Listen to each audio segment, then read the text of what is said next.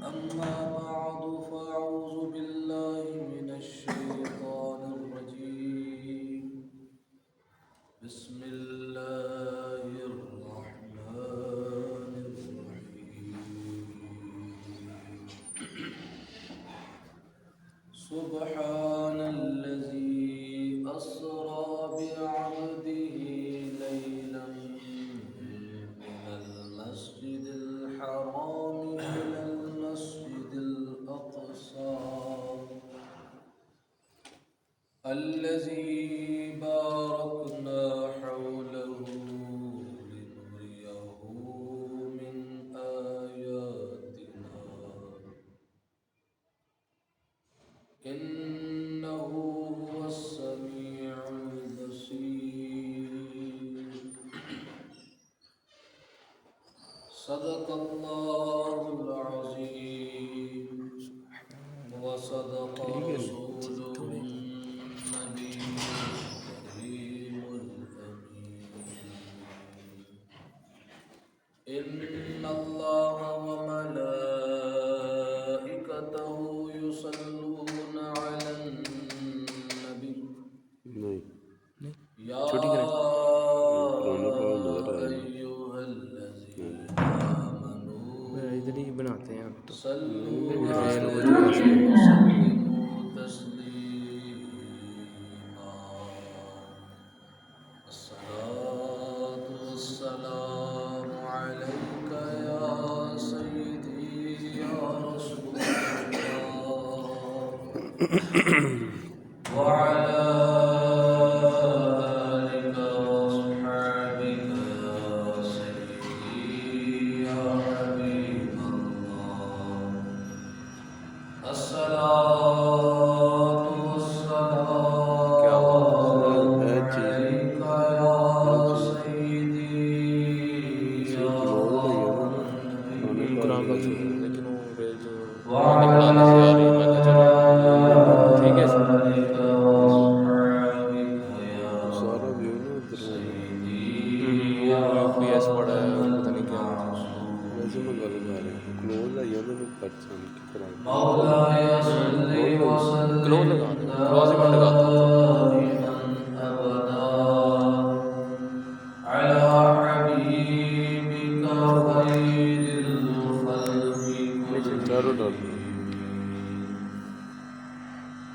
يا زیادہ ہی ہو رہی أكرم خلقي مالي من ألوذ به سواك عند حلول الحادث المعين تھوڑی سی مولاي صل وسلم دائما دیکھ لیں ادھر بھی ٹھیک ہے تو ادھر بھی ٹھیک ہے على حبيبك خير الخلق ہاں جی چھوٹی کرنی پڑے گی يا رب بالمصطفى جی جی يا یہ نیچے سے کاس دیں میں بتاتا ہوں اس کو یہ دیکھ بلغ مقاصدنا تھوڑی سی واغفر لنا ما مضى يا واسع الكرم مولاي صل وسلم دائما أبدا على حبيبك کیا بات ہے سبحان اللہ کس طرح زبردست ہو گیا ٹھیک ہو گیا سبحان اللہ اللہ تبارک و تعالیٰ کی حمد و ثنا کیوں تھلے نہیں ہوندے نا اور عطائے دو عالم ماشاء اللہ بڑا نور مجسم شفیع امت ہاں ٹھیک ہے اللہ تعالیٰ یہ لگی سے دور وچ ہاں جی ہاں جی کہ اس کو ٹیٹ کر ٹیڈی ادھر ہی پڑے جیسا کہ گزشتہ جمعہ المبارک میں آپ کے سامنے حضور نبی کریم صلی اللہ تعالی علیہ وسلم کے سفر معراج کو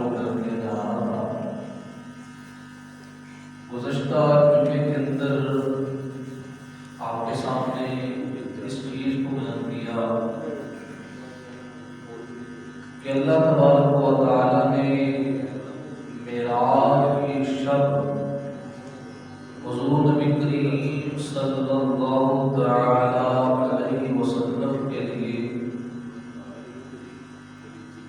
جگہ کو سمیٹ دیا، جس کی بنیاد پر حضور نبی کریم صلی اللہ تعالی علیہ وسلم نے رات کے قلیل حصے کے اندر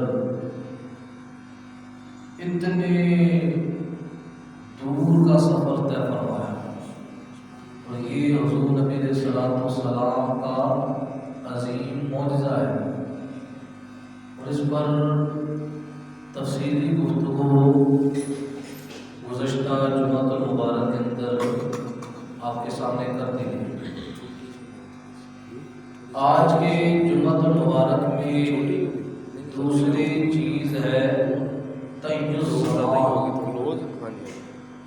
وقت کو سمیٹ لینا۔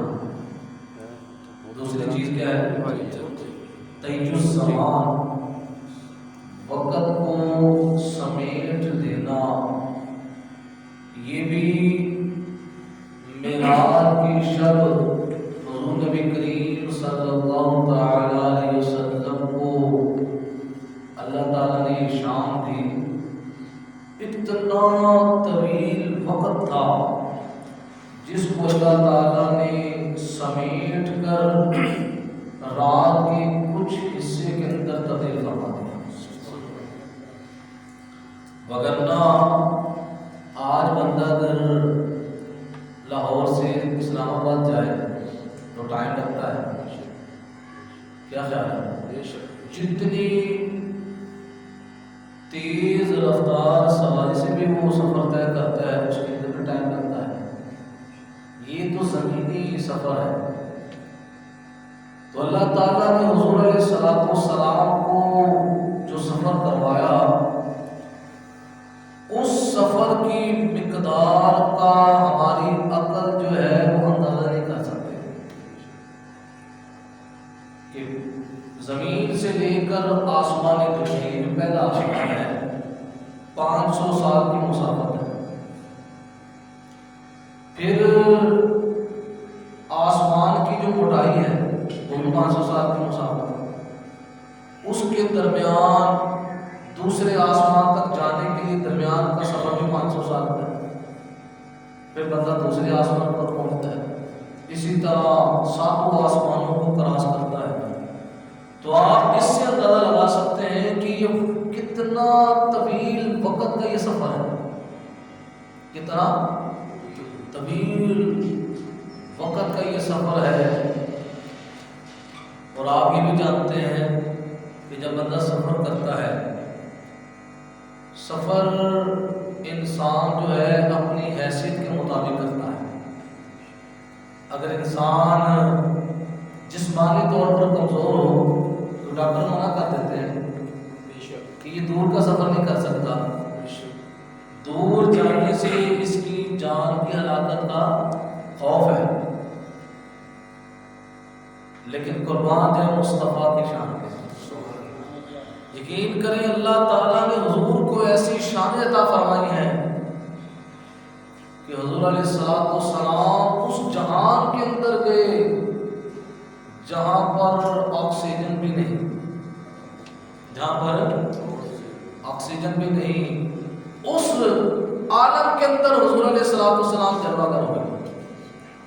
اس کا مطلب ہے کہ حضور علیہ الصلوۃ والسلام اپنے زندہ رہنے میں ہوا کے محتاج نہیں، وگرنہ جتنی بھی جاندار چیزیں ہیں زندہ رہنے میں ہوا کی محتاج ہے۔ کس کی محتاج ہے؟ ہوا کی محتاج ہے۔ ہوا کے بغیر انسان زندہ رہ سکتا نہیں۔ اس سے آپ حضور کی شانوں کا اندازہ لگائیں کہ اس جہان کے اندر چلے گئے جہاں پر آکسیجن کا سلسلہ کیا ہے؟ موجود نہیں، اور اس جہان کے اندر بھی حضور زندہ اور تابندہ رہے۔ پھر اللہ تعالیٰ نے حضور علیہ الصلوۃ والسلام کو میعاد کی شب یہ حضور کا بڑا عظیم معجزہ ہے کہ حضور اپنے جسم کے ساتھ معراج پر گئے، وگرنہ انسان جسمانی طور پر جو روح کی پرواز ہے وہ جسم کی پرواز ہے۔ مثلا حضرت جعفر طیار رضی اللہ تعالیٰ عنہ، جس وقت روح جسم کے اندر تھی تو دنیا کے اندر آپ پیدل بھی چلتے تھے، آپ سواری پر سوار ہو کر بھی سفر طے کرتے تھے، لیکن جس وقت حضرت جعفر طیار کی شہادت ہو گئی اور آپ کے بازو کٹ گئے، حضرت علی کے بھائی ہیں یہ، حضور علیہ الصلوۃ والسلام کے چچا زاد ہیں، تو نبی علیہ الصلوۃ والسلام فرماتے ہیں کہ میں نے جعفر کو دیکھا شہادت کے بعد کہ جنت کے بالا خانوں کے اندر فرشتوں کے ساتھ اڑ رہے ہیں، فرشتوں کے ساتھ ہیں، تو یہ ان کی روح کی طاقت تھی۔ کیا تھی؟ جب روح جسم کے اندر تھی تو جسم کی حالت نہیں تھی کہ فرشتوں کے ساتھ کیا کرتے، سفر کرتے، لیکن جس وقت روح جسم کے پنجرے سے نکلی، اور یہ روح ہے، اس کی مناسبت فرشتوں کے ساتھ ہے، اس کی مناسبت کس کے ساتھ ہے؟ فرشتوں کے ساتھ ہے، تو روح کی یہ طاقت تھی کہ آپ فرشتوں کے ساتھ آپ جنت کے اندر اڑ رہے ہیں، اور حضور فرماتے ہیں میں نے جعفر طیار کو دیکھا ہے کہ فرشتوں کے ساتھ جنت کے اندر ٹہر رہے ہیں۔ اسی وجہ سے آپ کو کہا گیا جعفر طیار، طیار کہتے ہیں اڑنے والے۔ تو اسی طرح روحانی طاقت اپنی جگہ ہے، لیکن اللہ تعالیٰ کے محبوب صلی اللہ علیہ وسلم کی شان کیا ہے کہ حضور نے روحانی طور پر سفر معراج نہیں بلکہ جسمانی طور پر حضور کا جسم ہے، کیا گیا؟ جسم کی حالت کے ساتھ حضور نبی کریم صلی اللہ تعالی علیہ وسلم نے اس معراج کے سفر کو طے فرمایا۔ تو پہلا حضور کو جو معجزہ دیا گیا کہ حضور کے لیے بہت بڑا ایریا، جگہ، اس کو اللہ نے اسمیٹ دیا۔ آج کل تو یہ ٹچ موبائل نکلا ہے، اس سے بھی پتہ چل جاتا ہے، آپ سکرین پر کسی چیز کو پھیلانا چاہیں، آپ اس کو پھیلاتے ہیں، وہ کیا ہو جاتی ہے؟ پھیلنا شروع ہو جاتی ہے، اور اگر اس کو کلوز کرنا چاہیں، اپنے ہاتھ کو اس طرح کلوز کرتے ہیں، وہ بہت بڑی چیز ہو بلکہ پوری دنیا کو آپ دیکھ لیتے ہیں۔ وہ ایک نقطہ ہے، کیا ہے؟ ایک نقطہ ہے۔ آج حضور کے معراج کے سفر کو اس جدید ٹیکنالوجی کی روشنی کے اندر بھی جانا جا سکتا ہے کہ جو لوگ منکر سفر معراج ہیں کہ حضور علیہ الصلوۃ والسلام جسمانی طور پر نہیں گئے، ممکن نہیں ہے، ان کو سمجھانے کے لیے بھی آج کی یہ ٹیکنالوجی کافی ہے کہ اللہ تعالیٰ نے اپنے محبوب کو کیا کیا شان عطا فرمائی۔ بندہ یہاں پر بیٹھا ہوا ہے، کال میں لاتا ہے، فوراً رابطہ ہو جاتا ہے، کئی ہزار میلوں کا سفر ہو، لاکھوں میلوں کا سفر ہو، بندہ بیرون ملک بیٹھا ہوا ہے، فوراً کیا ہو جاتا ہے؟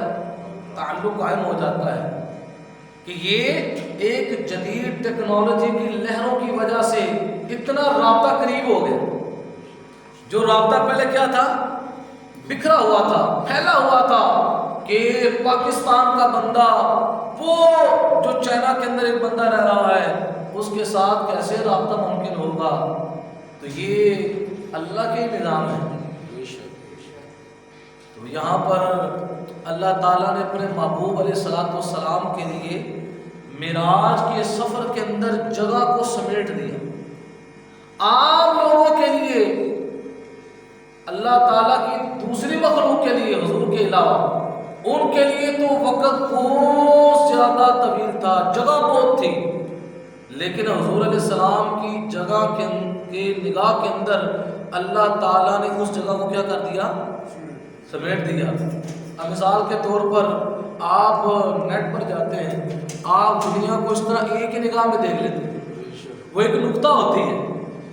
اب بندہ کوئی آپ کہہ سکتے ہیں کہ یار میں ایک ہی سیکنڈ کے اندر میں نے پوری دنیا کو دیکھ لیا، میں نے پوری دنیا کو، تو آپ کہہ سکتے ہیں نا، کوئی آپ سے کہے یار یہ کیسے ہو سکتا ہے، بیٹھے تم پاکستان کے اندر ہو، آپ یہ کہہ سکتے ہیں کہ میں نیٹ کی دنیا کے اندر گیا اور دنیا کا پورا نقشہ جو نیٹ پر تھا میں نے اس کو دیکھا، ایک ہی نظر سے میں نے پوری دنیا کا مطالعہ کر لیا۔ یہ تو آج کی باتیں ہیں، تو ہماری علم جہاں پر ختم ہو جاتے ہیں، جہاں پر ہر شے ختم ہو جاتی ہے، پھر وہاں سے مقام مصطفیٰ کا آغاز ہوتا ہے۔ اب دوسری جو چیز اللہ تعالیٰ نے اپنے محبوب کو اس سفر میں عطا فرمائی وہ ہے طی الزمان۔ کیا ہے طی الزمان کا مطلب ہے اللہ نے معراج کی رات وقت کو سمیٹ دیا۔ کیا تھا؟ وقت کو سمیٹ دیا۔ آپ کو پتہ ہے بندہ کسی جگہ پر جائے وہاں پر وقت تو لگتا ہے۔ اگر بندہ کسی مقام کی طرف جا رہا ہے، اس نے جانا ہے داتا صاحب، کہاں جانا ہے؟ اب داتا صاحب جانا ہے اور اس کا پروگرام ہے درمیان میں 10 مقامات پر میں نے ٹھہرنا ہے، مختلف لوگوں سے ملنا ہے، تو آپ مجھے بتائیں داتا صاحب پہنچنے تک اس کا وقت کافی لگے گا یا نہیں لگے گا؟ ہو سکتا ہے پہلے بندے کے پاس بیٹھے وہاں پر اس کو 2 گھنٹے لگ جائیں، دوسرے کے پاس 3 گھنٹے لگ جائیں، جتنا وہاں پر بیٹھے گا وہ سفر کیا ہوگا؟ سفر تو تھا یعنی آدھے گھنٹے کا یا 20 منٹ کا تھا، لیکن کوئی وقت جو ہے وہ کیا ہو گیا؟ پھیل گیا، لمبا ہو گیا۔ تو اب یہاں پر اس سفر معراج کے اندر حضور نبی علیہ السلام ڈائریکٹ اللہ کے حضور نہیں گئے، بلکہ حضور علیہ السلام فرماتے ہیں کہ میں مدین کے اندر جہاں پر حضرت موسیٰ علیہ السلام بیٹھے تھے، میں نے وہاں بھی رک کر 2 رکعت نماز نفل عطا فرمائی۔ پھر حضور فرماتے ہیں جس وقت میں معراج پر جا رہا تھا حضرت عیسیٰ علیہ السلام کی ولادت گاہ آئی، جہاں پر آپ کی ولادت ہوئی تھی، میں اس مقام پر اترا اور وہاں بھی 2 رکعت نماز نفل کی ادائیگی فرمائی۔ پھر نبی علیہ السلام بیت المقدس کے اندر ٹھہرے، وہاں پر تمام انبیاء کرام سے ملاقاتیں ہوئی اور بہت بڑا جلسہ تھا، بہت بڑا، اور مہمان خصوصی کون ہے؟ حضور کی ذات ہے، اور وہاں پر استقبالیہ خطبہ دینے والے حضرات عام نہیں ہیں، بلکہ استقبالیہ خطبہ دینے والوں میں سے حضرت موسیٰ علیہ السلام، حضرت ابراہیم علیہ السلام، حضرت سلیمان علیہ السلام، بڑے بڑے اولو العزم رسول وہاں پر موجود ہیں جو رسول اللہ صلی اللہ تعالی علیہ وسلم کی آمد سے پہلے استقبالیہ خطبہ دے رہے ہیں۔ اب بیت المقدس کے اندر بھی وقت لگا تھا۔ پھر آپ کو پتہ ہے آسمانوں کا سفر کتنا طویل ہے، آسمانوں کا سفر ایک یعنی آسمانی دنیا یہ جو پہلا آسمان ہے جانے کے لیے 500 سال کی مسافت ہے، پھر ایک آسمان سے دوسرے آسمان تک جانے کے لیے 1000 سال کی مسافت۔ کتنی ہے؟ 1000 سال کی مسافت۔ 7 آسمانوں کو آپ کریں تو کتنا ہوگا؟ 7000 سال تو یہ بن جاتے ہیں۔ کتنے؟ 7000 سال یہ ہے، پھر اس کے پار عرش معلیٰ ہے، پھر لامکان کا سفر ہے، یعنی یہاں پر آ کر انسانی کیلکولیٹر پہ فیل ہو جاتے ہیں کہ وہ وقت جو ہے کتنا طویل وقت تھا وہ وقت ہے، لیکن اللہ تعالیٰ نے حضور علیہ السلام کے لیے اسی وقت کو بالکل مختصر کر دیا۔ کیا کر دیا؟ کہ اللہ فرماتا ہے لیلن، رات کے کچھ حصے کے اندر اللہ نے اپنے بندہ خاص کو یہ سارا سفر کروایا رات کے۔ اب ذہن کے اندر یہ سوال آ سکتا ہے کسی کے کہ یہ وقت کا سمٹ جانا آیا کہ اس پر کوئی دلیل بھی موجود ہے؟ تو سوال کرتے ہیں نا، کیا آپ یہ کہتے ہیں اتنا طویل وقت جو تھا حضور علیہ السلام کے لیے اس کو سمیٹ دیا گیا؟ آپ نے یہ جو بات کہی ہے آیا کہ قرآن و سنت کی روشنی کے اندر اس کا حروف بھی ہے، تو میرے سامنے قرآن عظیم فرقان حمید موجود ہے، اور اس کی سورہ بقرہ کی آیت نمبر 259 ہے۔ یہ واقعہ چل رہا ہے حضرت عزیر علیہ السلام، کس کا چل رہا ہے؟ حضرت عزیر علیہ السلام کا، اللہ کے نبی ہیں۔ آپ بیت المقدس میں داخل ہوئے تو بخت نصر بادشاہ اس نے بیت المقدس کو ویران کر دیا، جو بنی اسرائیل تھے کچھ کو قید کر دیا اور کچھ کو قتل کر دیا۔ بیت المقدس کی حالت یہ ہو چکی تھی کہ بالکل ویران ہے، اور چھتیں جو ہیں گھروں کے اوپر گری ہوئی ہیں، بالکل ویرانگی چھا گئی ہے۔ حضرت عزیر علیہ السلام اپنے دراز گوش پر سوار ہیں، دراز گوش جس کو گدھا کہتے ہیں، دراز گوش پر سوار ہیں۔ آپ کے پاس کھجوروں کا ایک ڈبہ ہے اور ساتھ کچھ امور بھی ہیں۔ آپ نے دیکھا جس وقت شہر بالکل ویران ہو چکا ہے، گلیوں میں جا رہے ہیں، کسی سے ملاقات نہیں ہو رہی، دل میں خیال آیا کہ یہ ملک جو ہے یہ تباہ ہو چکا ہے، ویران ہو چکا ہے، ویرانگی کے بعد اس کے اندر آبادی کیسے آئے؟ یہ آپ نے حالت تعجب کے اندر یہ جملہ کہا۔ یہ مطلب نہیں کہ اللہ تعالیٰ کی قدرت پر انہیں کوئی کسی قسم کا شک تھا، کہا انا یحیی ھذہ اللہ بعد موتہا، اللہ تعالیٰ اس کو کیسے زندہ کرے گا، یعنی آباد کرے گا، یہ دل کے اندر خیال آیا۔ تو آپ وہاں سے پھر ایک درخت کے قریب آئے اور درخت کے نیچے آپ آرام کے لیے بیٹھے، اور آپ کی آنکھ لگ گئی، آپ کی آنکھ لگ گئی۔ اسی حالت کے اندر اللہ تبارک و تعالیٰ نے جناب عزیر علیہ السلام کی روح کو قبض کر لیا۔ کیا کر لیا؟ 70 سال اسی طرح گزر گئے۔ کتنے؟ 70 سال گزرے۔ جب 70 سال مکمل ہوئے تو ایک بادشاہ شاہان فارس میں سے وہ بیت المقدس آیا، اس نے آ کر پھر دوبارہ بیت المقدس کو اثر نو دوبارہ آباد کیا۔ 30 سال کا عرصہ لگا، 30 اور 70 کتنے ہو گئے؟ پورے 100 سال، اور اس کو بالکل آباد کر دیا، یعنی اس کا نقشہ بدل دیا۔ پہلے اس کی ویرانگی تھی، اب ویرانگی کے بعد وہ کیا ہو چکا ہے؟ آباد ہو چکا ہے، بڑی شاندار سڑکیں بن چکی ہیں، وہاں پر لوگ آ کر آباد ہوئے۔ اور جن بنی اسرائیل کو بخت نصر نے کیا کیا تھا؟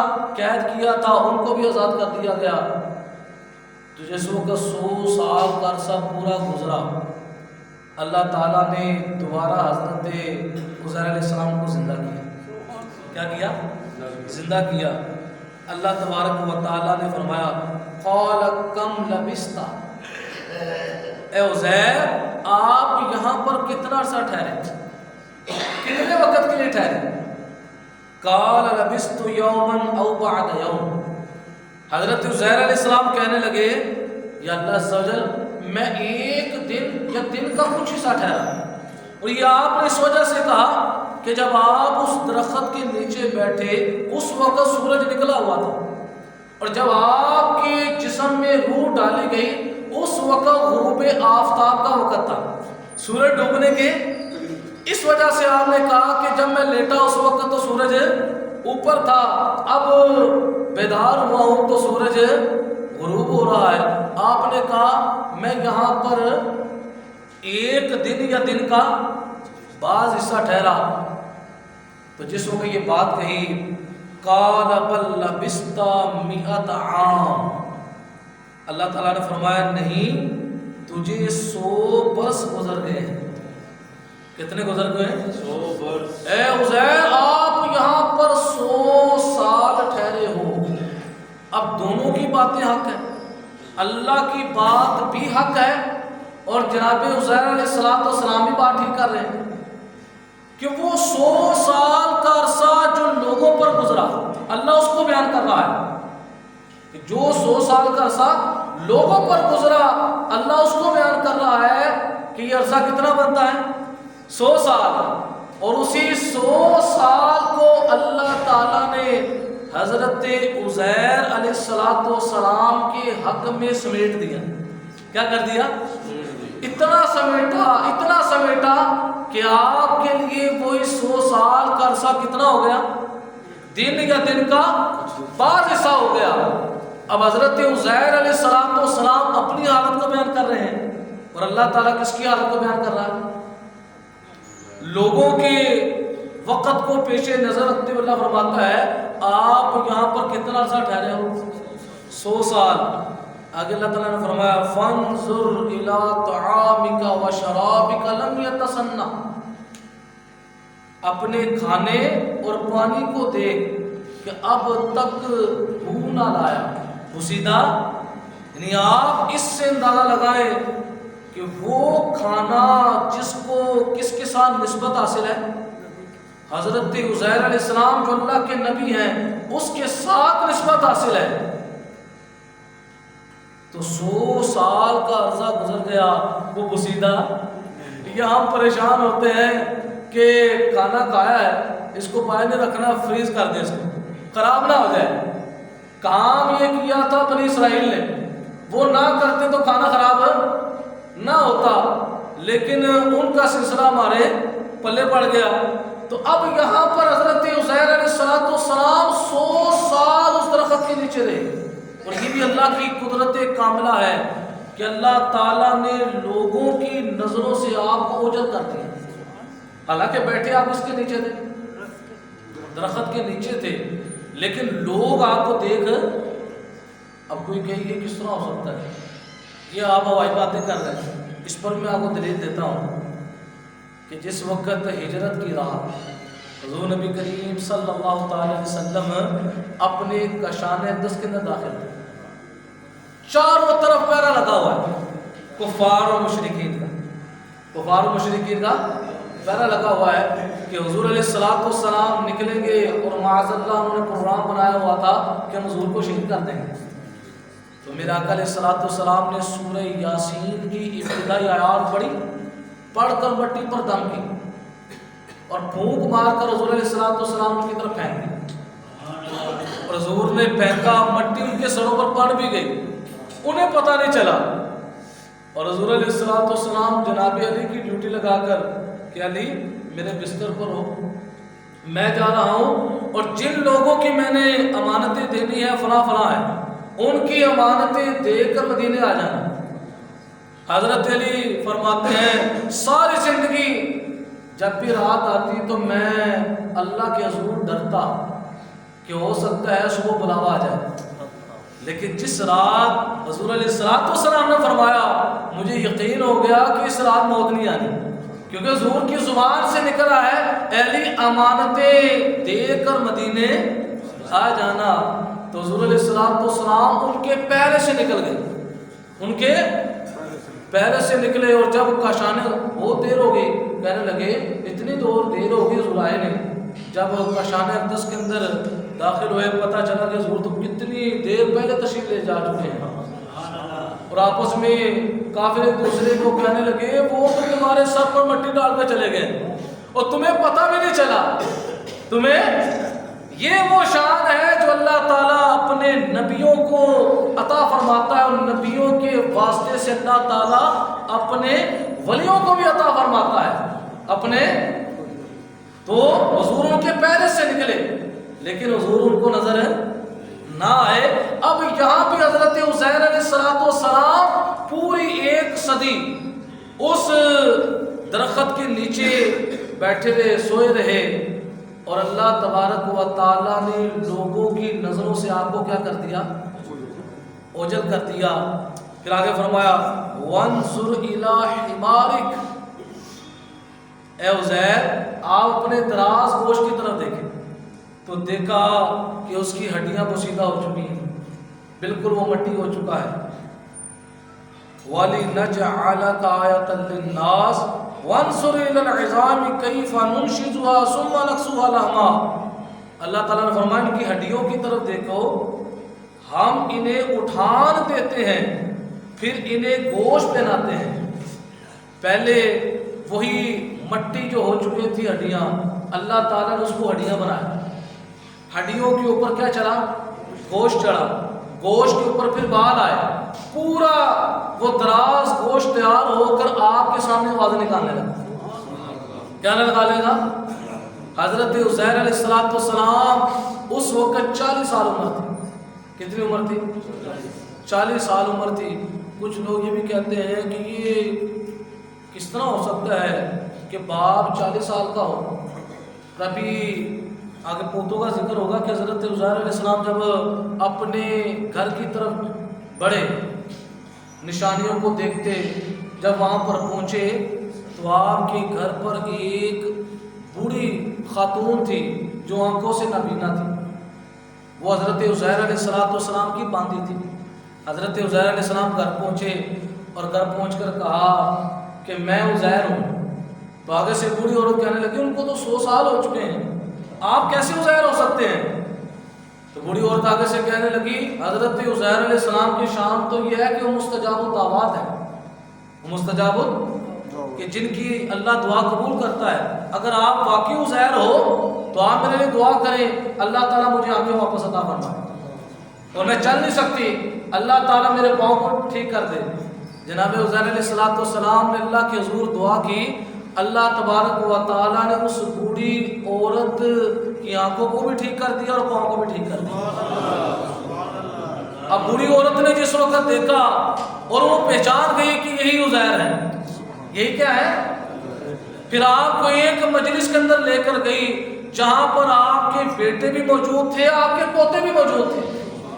آپ کے اور بیٹے اور پوتوں کی عمر کافی ہو چکی تھی، کیونکہ حضرت عزیر علیہ السلام تو 40 سال کے تھے اور آپ کے بیٹے جو تھے ان کی عمر جو ہے 118 سال کی. کتنی؟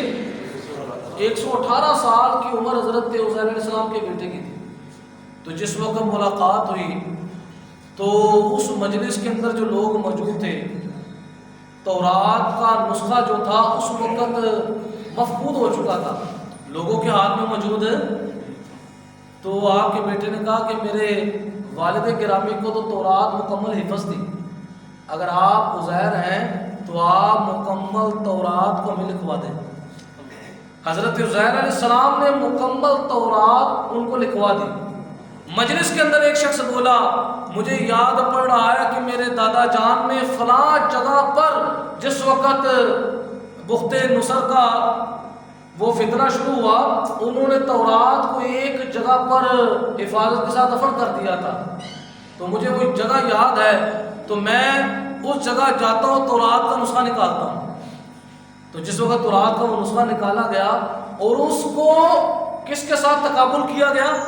حضرت عزیر علیہ السلام نے جو نسخہ لکھوایا تھا اس کے ساتھ تقابل کیا گیا. تو ایک لفظ کا ہیر پھیر نہیں تھا. مکمل کی مکمل تورات حضرت عزیر علیہ السلام نے ان کو لکھوا دی اور ایک لفظ کا بھی ہیر پھیر. تو یہ واقعہ اللہ تعالیٰ نے کس کے اندر بیان فرمایا؟ قرآن پاک کے اندر. اب دیکھیں لوگوں کے لیے وہ وقت کتنا تھا؟ 100 سال کا تھا، جس کو اللہ تعالیٰ نے حضرت عزیر علیہ السلام کے حق میں کتنا کر دیا؟ دن یا دن کا کچھ حصہ. تو اسی طرح اللہ تبارک و تعالیٰ نے معراج کے موقع پر جب حضور علیہ السلام نے یہ سفر کرنا چاہا، وقت بڑا طویل تھا کہ کچھ وقت تو بیت المقدس اور مسجد حرام کے درمیان جو تھا، نبی علیہ السلام نے فرمایا کہ میں کثیب احمر حضرت موسیٰ علیہ السلام کی قبر کے قریب سے گزرا جو ایک ٹیلے پر تھی. میں نے دیکھا کہ موسیٰ علیہ السلام قبر کے اندر کھڑے ہو کر نماز پڑھ رہے ہیں. کیا کر رہے ہیں؟ حضور علیہ السلام فرماتے ہیں میں حضرت عیسیٰ علیہ السلام کی ولادت کی جگہ سے گزرا، وہاں پر رکا اور رک کر میں نے وہاں پر 2 رکعت نماز نفل ادا فرمائی. اور مسجد حرام سے بیت المقدس کا بڑا وقت ہے، 1 مہینہ جانے کا اور 1 مہینہ، اتنا وقت. یہ زمینی سفر ہے، ابھی تو آسمانوں کا سفر ہے، اور اس کے لیے کتنا وقت درکار ہے کہ ایک آسمان سے دوسرے آسمان کا فاصلہ 1000 سال ہے، کیونکہ ایک آسمان کی موٹائی 500 سال ہے. موٹائی کتنی ہے؟ پھر دوسرے آسمان تک جانے کے لیے درمیان میں فاصلہ بھی کتنا ہے؟ 500 سال. پھر جب دوسرا آسمان شروع ہوتا ہے تو وہ بھی کتنا ہے؟ نہیں، آپ اس سے اندازہ لگائیں کتنا طویل وقت ہے، کتنا طویل ہے. اور اللہ تبارک و تعالیٰ نے اپنے محبوب کے لیے اس وقت کو سمیٹ دیا. کیا کر دیا؟ سمیٹ دیا. اور اللہ تعالیٰ نے قرآن پاک میں فرمایا لیلن، یہ سارا سفر رات کے تھوڑے سے حصے میں ہوا. رات کے، دوسرے لوگوں کے لیے تو محسوس یہ ہوتا تھا کہ کئی ہزاروں سال لگے ہوں گے، لیکن اللہ تعالیٰ نے اپنے محبوب کو ایسی شان عطا فرمائی. اور آپ اس سے اندازہ لگائیں، آج اگر ہم جیسا ہو، سواری پر سوار ہوتا ہے، اس سواری کی رفتار ہوتی ہے، اگر اس رفتار کے مطابق چلائیں گے سواری بھی محفوظ ہے اور سوار بھی. اور اگر رفتار سے زیادہ کریں گے، ہوا کا پریشر ہوتا ہے، سواری بھی تباہ ہو سکتی ہے اور سوار بھی. اگر بہت زیادہ تیز رفتار کے اندر، آپ گھوڑے کی مثال لے لیں، گھوڑے پر بندہ سفر کر رہا ہو، بہت تیز رفتار حالت کے اندر کر رہا ہو، تو یہی صورت ہو سکتی ہے کہ وہ سواری سے نیچے گر جائے. اپنے آپ کو سنبھالیں.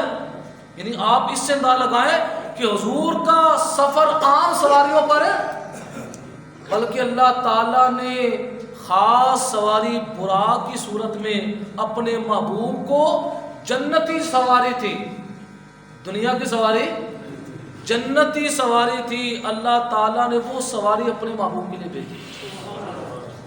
اور یہ بھی حضور کے اعزاز اور اکرام کے لیے، وگرنہ حضور علیہ السلام اس سفر کے اندر سواری کے محتاج نہیں تھے. یہ صرف اعزاز اور اکرام دینے کے لیے کہ کتابوں کے اندر یہ بات ہے، جس وقت جبرائیل براق کو لے کر آئے وہ شوخی کرنے لگا. شوخی کیا تھی؟ وجد اس کو آ گیا. تو جناب جبرائیل کہنے لگے اے براق تھم جا، تو کیوں شوخی کر رہا ہے؟ تجھے پتہ نہیں آج تم پر کون سوار ہونے والا ہے؟ آج تم پر اللہ کے محبوب سوار ہونے والے ہیں. تو آگے سے براق کہنے لگا، عرض کرنے لگا حضور کی بارگاہ میں، یا رسول اللہ آپ مجھ پر سوار ہو رہے ہیں، دنیا کے اندر آپ نے مجھے یہ شان دی ہے، آپ مجھ سے وعدہ کریں جب قیامت کا دن ہوگا آپ پل صراط کو عبور کرنے لگیں گے، آپ اس وقت کی خدمت کا موقع مجھے عطا فرمائیں. اس وقت حضور نے وعدہ کیا، حضور نے فرمایا جاؤ میں اس درخواست کو پورا کرتا ہوں. جب حضور نے لجپانی فرمائی تو حضور علیہ السلام کی اس عطا پر براق خوش ہوا اور حضور علیہ السلام اس پر سوار ہو گئے.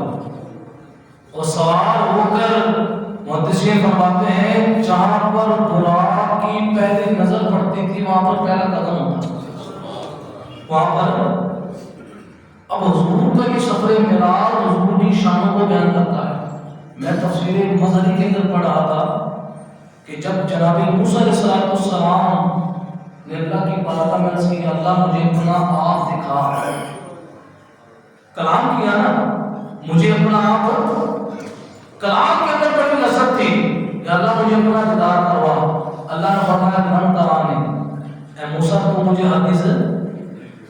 جناب موسیٰ نے جس وقت اسراء کیا تو جناب موسیٰ علیہ السلام کہتے ہیں کہ اللہ تبارک و تعالی نے مجھے جب کوہ طور پر بلایا تو کوہ طور کے قریب کافی جو ایریا تھا وہ خالی ہو گیا.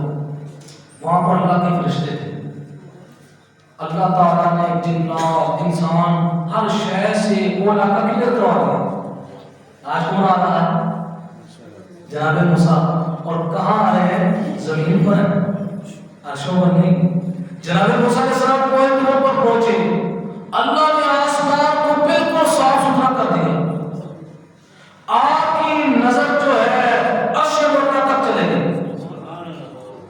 موسیٰ علیہ السلام کہتے ہیں ہوا کیا، پہلا میرا جو آغاز ہوا، میں پہلے آسمان پر میں دیکھ رہا ہوں کہ فرشتوں کی صورتیں میرے سامنے شیر کی صورت کے اندر نمودار ہوئی. وہ ایسی عجیب ہیبت والی صورت تھی. جناب موسیٰ علیہ السلام فرماتے ہیں میرا دل اندر سے ہل رہا تھا، کیونکہ بعض دفعہ ایسا ہوتا ہے کہ انسان یہ کہے کہ میں ہر چیز کو دیکھ سکتا ہوں. کچھ ایسی چیزیں ہوتی ہیں انسان نہیں دیکھ سکتا، بندے کے اندر طاقت ہی نہیں. تو جناب موسیٰ علیہ السلام کہتے ہیں پہلے آسمان پر دیکھا کہ فرشتے شیروں کی صورت کے اندر ان کی شکلیں مجھے دکھائی دی اور میرے لیے وہ ناقابل برداشت.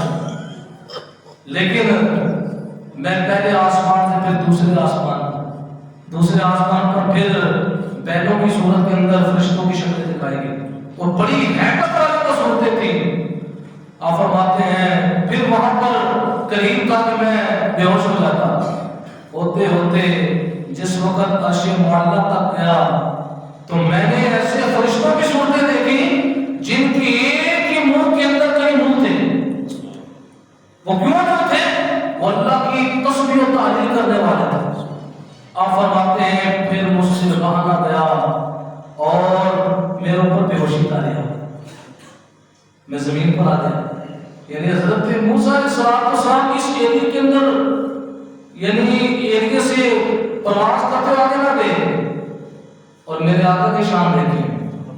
اس پورے ایریے کے اندر فرشتوں سے ملاقات ہوئی اور خاص دروازہ حضور کے لیے کھولا گیا. دیدار خداوندی کا دروازہ حضور کے لیے کھولا گیا اور میرے آقا علیہ السلام فرشتے تو فرشتے رہے، فرشتوں کا سردار بھی معاملہ کر رہا ہے. فرشتوں کا سردار سدرہ پر پہنچ کر کہتا ہے آقا آپ آگے جائیں، میرے لیے تو یہ حق آ گئی ہے، میں اسے آگے بڑھ سکتا نہیں. اب جب فرشتوں کا سردار جبرائیل، آپ اندازہ لگا سکتے ہیں جناب جبرائیل کی طاقت کیا ہوگی، جس کو اللہ تعالیٰ نے تمام فرشتوں کی سرداری عطا فرمائی. یہی فرشتے کی طاقت یہ ہے روئے زمین کو اپنے پاؤں سے اڑ کر دے، اڑ کر دے. تو جبرائیل کے 600 پر ہیں. کتنے پر ہیں؟ اور ہر پر کی وسعت کا بندہ اندازہ نہیں لگا سکتا. آپ کتابوں میں آپ اگر اپنا ایک پر کھولیں تو عرش معلیٰ سے لے کر تحت الثری تک پورا ایک پر کے نیچے آ جائے. ابھی بقیہ پر ہے. اور یہ جبرائیل کون ہے؟ سدرۃ المنتہا پر پہنچ کر بھی آگے جاتے ہیں اور حضور علیہ السلام کا باللامکان کا سفر شروع ہوا. اس پر بڑی نفیس بات علماء نے کی کہ حضور تو مکانی ہے اور یہ اصول و ضابطہ ہے کہ جو مکانی شے ہے وہ مکان کے اندر محفوظ رہ سکتی ہے. مکانی شے، اسی وجہ سے اللہ نے انسانوں کو پیدا کرنے سے پہلے زمین کو پیدا کیا، کیونکہ انسان مکانی ہے نا. اس کو کس چیز کی ضرورت ہے؟ مکان کی، جگہ کی ضرورت ہے. اب حضور بھی مکانی ہے لیکن اللہ تعالیٰ نے سفر کے اندر اپنے محبوب پر اتنے نوار و تجلیات کو نازل فرمایا. وہ تجلیات وارد ہوتے گئے حضور کو اللہ تعالیٰ نے وہ شان عطا فرمائی جو لامکانی والی ہوتی ہے. اللہ بھی لامکانی ہے اور حضور بھی کیا ہے؟ لامکانی ہے.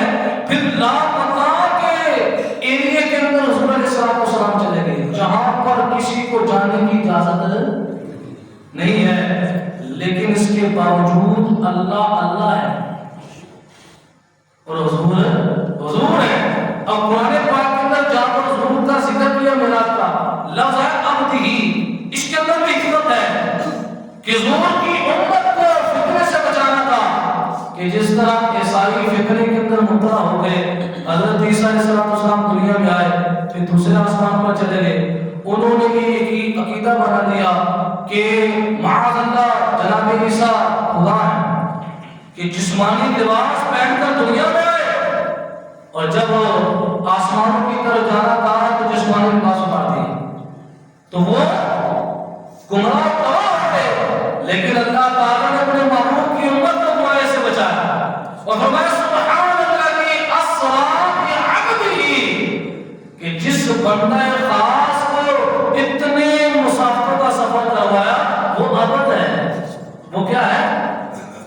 تاکہ کوئی حضور کے بارے میں خدائی کا دعویٰ نہ کر سکے. اتنے بڑے سفر کے اندر حضور چلے گئے اور اس کے باوجود اللہ اللہ ہے اور مصطفیٰ مصطفیٰ ہے. یہ شان اللہ نے اپنے محبوب کو عطا فرمائی کہ وقت کتنا طویل تھا، وقت کو اللہ نے کیا کر دیا؟ سمیٹ دیا. کہ حضور فرماتے ہیں جس وقت میں واپس آیا، جب جا رہا تھا میرا ہاتھ درخت کی شاخ سے لگا، وہ ہل رہی تھی. جب واپس آیا تو اس کے اندر جنبش اسی طرح برقرار تھی. اور تیسرا ہے طی اللسان، زبان کو لپیٹ دینا. زبان کو جس طرح کہ حضرت سید شہاب الدین سہروردی رحمۃ اللہ تعالیٰ کے صاحبزادے فرماتے ہیں حضرت ابو موسیٰ حضرت ابو عیسیٰ بزرگ گزرے ہیں، یہ بیت اللہ کا طواف کرتے ہیں. شروعات کس سے ہوتی ہے؟ حجر اسود سے. حجر اسود سے جس وقت اس کی طرف آتے خانہ کعبہ کا جو دروازہ ہے کتنا ایریا بن جاتا ہے؟ چند سے قدم بنتے ہیں. فرماتے ہیں اتنے ایریے میں پورا قرآن پڑھ لیتے تھے. کیا کر لیتے تھے؟ یہ نہیں یا رحم تعالیٰ ٹھہر کر پڑھتے تھے کہ اللہ تعالیٰ نے اتنے مختصر وقت کے اندر اللہ نے ان کی زبان کو اسلام کے نصرت کر دیا. کیا کر دیا؟ کہ وقت تھوڑے وقت کے اندر کام پڑا ہو اور اس کو بندہ کیا کرے؟ سر انجام دے. اس کو کہتے ہیں طی اللسان. تو یہ معجزہ بھی اللہ تعالیٰ نے اپنے محبوب کو معراج کی شب عطا فرمایا کہ گفتگو بہت طویل تھی کہ تمام انبیاء سے مکالمہ ہوا. پھر حضرت موسیٰ علیہ السلام سے چھٹے آسمان پر 9 دفعہ ملاقات ہوئی. ہر مرتبہ حضور واپس گئے، پھر آئے اور مکالمہ ہوا. اتنے مکالمے اس سفر کے اندر ہوئے تو اللہ تبارک و تعالیٰ نے اتنے زیادہ وقت کو گفتگو کے اعتبار سے حضور کے لیے سمیٹ دی. تو یہ شان اللہ تعالیٰ نے اپنے محبوب کو عطا فرمائی. آپ ہیں یا ہم ہیں، ہم حضور علیہ السلام کی شان کو جان سکتے؟ یہ شان مراد ہے جو اللہ نے اپنے محبوب کو عطا فرمائی اور اللہ نے جو محبوب کو طاقتیں عطا فرمائی. ان طاقتوں کا بھی ہم اندازہ لگا سکتے نہیں ہے کہ اللہ نے جو پورے نبی کو طاقت عطا فرمائی. اسی وجہ سے اللہ فرماتے ہیں جب قیامت کا دن ہوگا حضور کا اشارہ ہوگا، حضور کا اشارہ ہوتا ہے. ایک اشارے سے اللہ پورے لوگوں کو جنت میں داخل فرماتے ہیں. ابھی تو انگلی نے حرکت نہیں کی، ابھی انگلی کے ساتھ پورا ہاتھ میں ڈول ہے. ایک اشارے کے اندر اتنی طاقت ہے کہ اس اشارے کی تار نہ سورج لا سکا نہ چاند لا سکا. ڈوبا ہوا سورج تھا، حضور نے اشارہ فرمایا باہر آ گیا. چاند کو اشارہ کیا تو 2 ٹکڑے ہو گیا. یہ حضور کی انگلی کے اشارے کی طاقت ہے کہ فرش پر بیٹھ کر بلندیوں کی چیزوں کو اشارے کر رہے ہیں اور وہ چیزیں کیا ہو رہی ہیں؟ وہ آپ کے سر کو گمور کر رہی ہیں. چاند میں ٹکڑے ہو رہا ہے، ڈوبا ہوا سورج واپس آ رہا ہے. اس سے اندازہ لگایا کہ اللہ تعالیٰ نے اپنے محبوب کو کیا شان عطا فرمائی ہے. اور ہم بلا شک و شبہ خوش قسمت ہے کہ اللہ تعالیٰ نے ہمیں ایسے نبی کا امتی بنایا. اس وجہ سے نمازی کو بھی یاد رہے کہ جس وقت نماز پڑھتا ہے میرے محبوب کو درود پڑھنا ہے کہ میرے محبوب کا تم پر بڑا احسان ہے. اگر محبوب کا احسان نہ ہوتا تو تم اس قرآن کو بھی نہ پڑھ سکتے. یہ قرآن جو ہے اللہ نے اس کی شان بیان کی ہے. اگر اس کو پہاڑوں پر نازل کرتا ریزہ ریزہ ہو جاتا.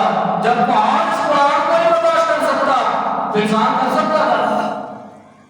بولے تو صحیح. پہاڑ کے اندر اتنی طاقت ہے، اگر اس پر توڑا مارا جائے اس کو برداشت کر سکتا ہے. انسان کے اندر طاقت ہے اور تھوڑی کی ضرورت برداشت کرے.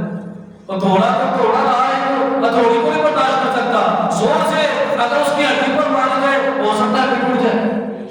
اب وہ ایک طرف پہاڑ ہے، پہاڑ وہ اللہ تبارک و تعالیٰ کے کلام کو برداشت نہیں کر سکتا.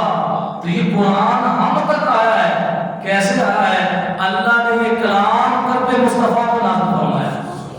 اس کلام کے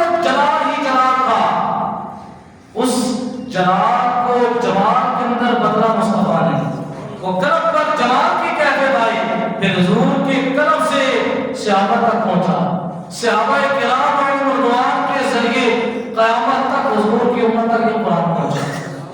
تو پیارے دوستو یہ شان اللہ تعالیٰ نے اپنے محبوب کو عطا فرمائی ہے. اللہ تعالیٰ ہمیں حضور علیہ الصلوۃ والسلام کی محبت عطا فرمائے.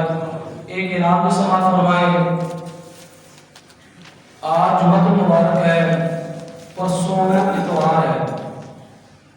اتوار کو صبح 8